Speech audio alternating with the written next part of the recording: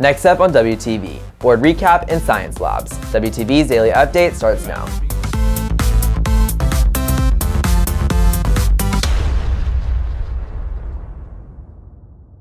Hey there, Red Hawk Nation. Today is Tuesday, May 14th, and I'm Joaquin Perez with today's daily update brought to you by Wingspan TV.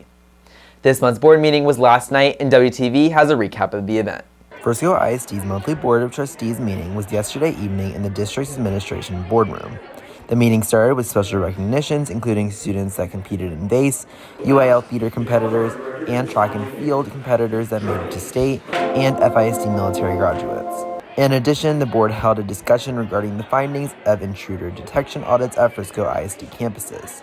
The board also recommended a motion to approve the superintendent extension contract and approve the budget transfers for the general fund. Lastly, there were approvals on education services for the 2024-2025 school year, including Region 10's language package, GT programs, and advanced education. Reporting for WTV, I'm Joaquin Perez.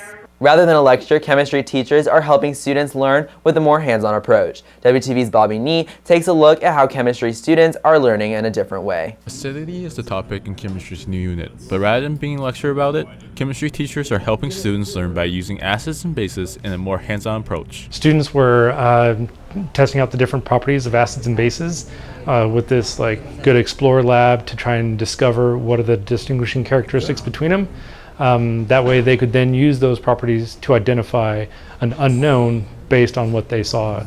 Being able to watch the demonstrations and then seeing the reactions firsthand is something sophomore Jill Gajira appreciates. I really enjoyed doing this lab as I saw the demonstration of acids dissolving metals in a practical scenario, essentially.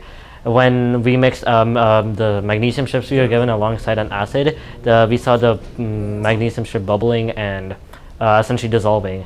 Afterwards, we also tested how the different acids react by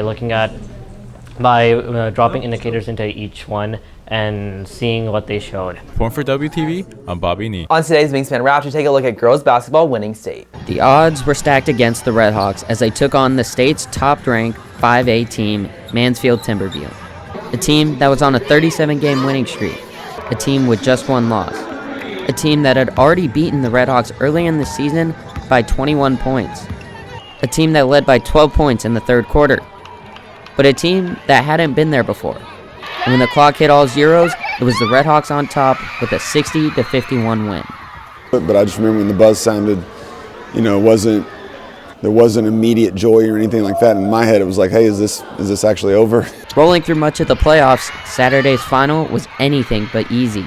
Probably the toughest of all of the ones that we've played to this point, and probably the toughest season. We had some early disappointments, and then to be able to go up against, one of the better teams in the nation, and to be able to play in that kind of environment, and also, at one point being down 12 points in the second half, it was just real proud of our resilience, our resolve, and being able to be our best in the biggest moments.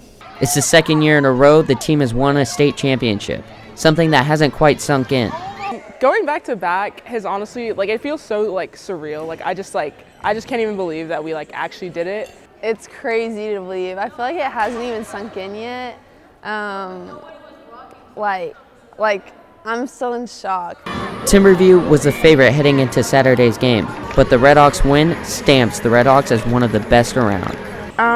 Liberty has always been one of the best teams in the area, and just to go back to back and really put them on the map as one of the best teams around here means a lot for the program and for the coaches and Coach Reedy and all of us players. I think it means a lot.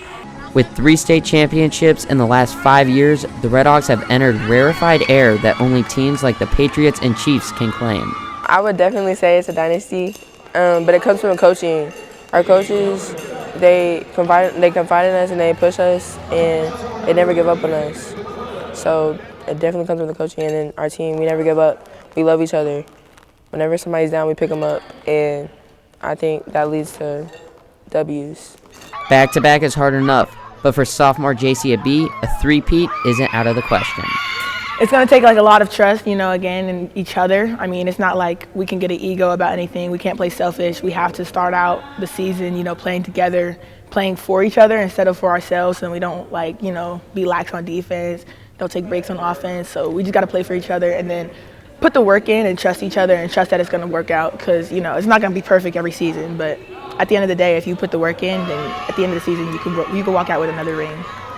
Reporting for WTV, I'm Ryan Shapiro. If you're looking for more from Wingspan, you can follow us at Liberty Wingspan on X, Instagram, and Facebook, or visit our award-winning website, libertywingspan.com. And now for today's announcements. PTSA is accepting applications for the 2024-2025 PTSA Student Advisory Board. Current freshmen, sophomores, and juniors are eligible to apply. Applications are open now through May 16th. That's it for today's daily update. This is Joaquin Perez for Wingspan TV.